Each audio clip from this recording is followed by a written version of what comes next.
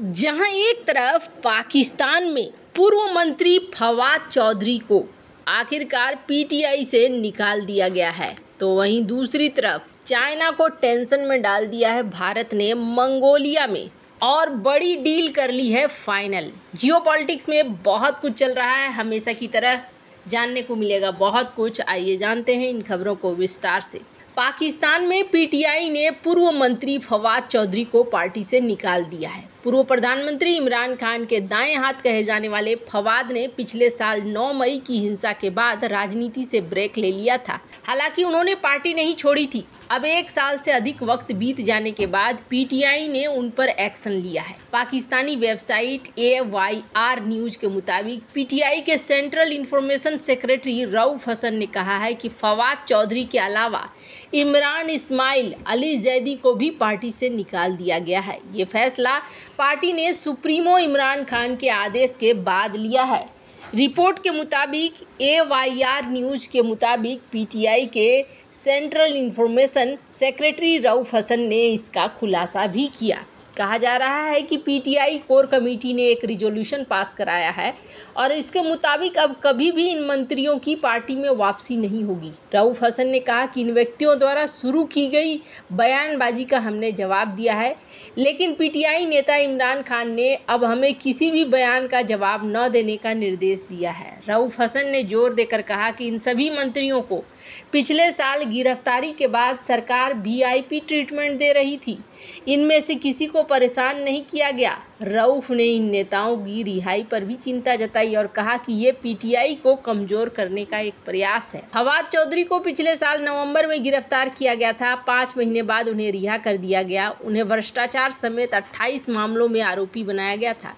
Jail से रिहा होने के बाद फवाद चौधरी पीटीआई के नेतृत्व की आलोचना करने लग गए थे। इसके बाद उन पर आरोप लगा था कि शहबाज सरकार के दबाव में बोल रहे हैं। मंगलवार को जियो न्यूज से बात करते हुए उन्होंने कहा कि पार्टी की करंट लीडरशिप की वजह से ही इमरान खान जेल से रिहा नहीं हो पा रहे हैं।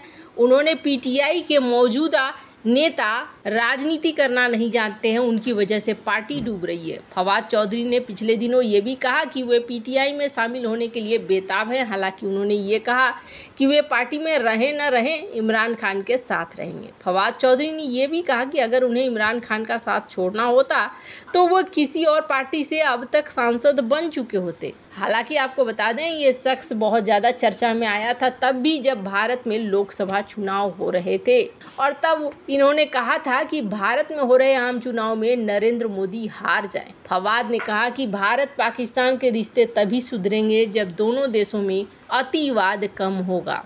खैर अभी तो इनका ही एक जगह से दूसरे जगह तबादला होता हुआ दिख रहा है। खैर जहां एक तरफ ये सब कुछ हो रहा है तो वहीं दूसरी तरफ मंगोलिया, स्क्रीन पर अगर मैप में देखेंगे तो ठीक चाइना के ऊपर ये देश है और इस देश पर चाइना का कितना ज़्यादा प्रभाव है ये सोचिए। मंगोलिया वैसे तो बहुत बड़ा देश है लेकिन मंगोलिया की आबादी है बहुत कम, ज़मीन इनके पास बहुत ज़्यादा है। मंगोलिया को लेकर चाइना हमेशा से ये सोचता है कि इस इलाके पे हमारा कब्जा कब होगा। क्योंकि इसके पास खनिज का अकूत भंडार है, लेकिन इस भंडार के साथ साथ यहाँ दिक्कतें भी हैं। अगर आप देखेंगे तो इस देश में करीब गरीबी रेखा से नीचे 2022 का आंकड़ा है 27.1% लोग रहते हैं और इनका परचेजिंग पावर भी काफ़ी कम है। मंगोलिया की एक और ख़ास बात आपको बता दूं, मंगोलिया में 51% बुद्ध धर्म को मानने वाले लोग हैं और 40% ऐसे लोग भी हैं जो कोई धर्म नहीं मानते हैं। और मंगोलिया की पॉपुलेशन कितनी है? 2023 के अनुसार करीब 34 से 35 लाख। अब ज़रा सोचिए, ज़मीन इनके पास है बहुत सारा, जनसंख्या इनके पास है बहुत कम और ये जो जनसंख्या है इस जनसंख्या की वजह से ये इतना बड़ा ज़मीन रहते हुए भी इस ज़मीन का इस्तेमाल नहीं कर पा रहे हैं। इस ज़मीन में खजाना कूट कूट कर भरा हुआ है और चाइना चाहता है कि धीरे धीरे इसके खजाने पर एंट्री हो और खजाने पर एंट्री के बाद फिर इसके ज़मीन पर भी कब्जा हो। जो चाइना की नीतियां हैं शुरू से रही हैं वही नीतियां यहाँ लागू कर रहा था, लेकिन भारत ने इन सारी नीतियों को यहाँ पलटते हुए बाजी को पलट दिया है। स्क्रीन पर एक आर्टिकल देखिए, भारत और मंगोलिया के बीच में जॉइंट मिलिट्री एक्सरसाइज हो रहा है नोमैडिक एलिफेंट।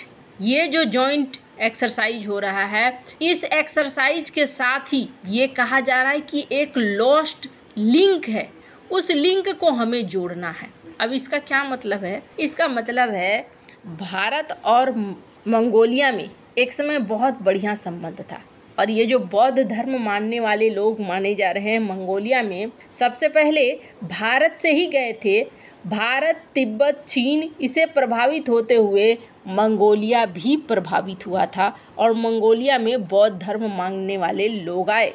पर मंगोलिया में एक काफ़ी लंबे समय तक 70 साल तक कम्युनिस्ट शासन रहा और कम्युनिस्ट शासन होने की वजह से दोनों देशों के बीच में दूरियां बढ़ती चली गई। मंगोलिया 1921 से लेकर 1990 तक कम्युनिस्ट स्टेट था, ठीक वैसे ही जैसे रूस था, और बाद में 1992 में ये डेमोक्रेसी बना और इसकी मार्केट इकोनॉमी दुनिया के लिए खुली। भारत और मंगोलिया ने 1955 में अपने रिश्तों को इस्टेब्लिश किया, डिप्लोमेटिक टाइज शुरू हो गए, लेकिन उस तरह से दोस्ती आगे नहीं बढ़ी जिस तरीके से बढ़नी चाहिए थी। पर भारत ने यहाँ पर अब तेजी से इस दोस्ती को बढ़ाना शुरू कर दिया है। ये जो 3 जुलाई से लेकर 16 जुलाई 2024 तक भारत मंगोलिया का संयुक्त सैन्य अभ्यास चला, इसमें 45 कर्मियों वाले भारतीय दल का प्रतिनिधित्व सिक्किम स्काउट्स की एक बटालियन के साथ साथ हथियारों और सेवाओं के कर्मियों द्वारा किया जा रहा है। वहीं मंगोलिया के दल में मंगोलिया की सेना 150 त्वरित प्रतिक्रिया बल बटालियन के कर्मियों के साथ आई है। नोमैडिक एलिफेंट अभ्यास एक वार्षिक प्रशिक्षण कार्यक्रम है जो भारत और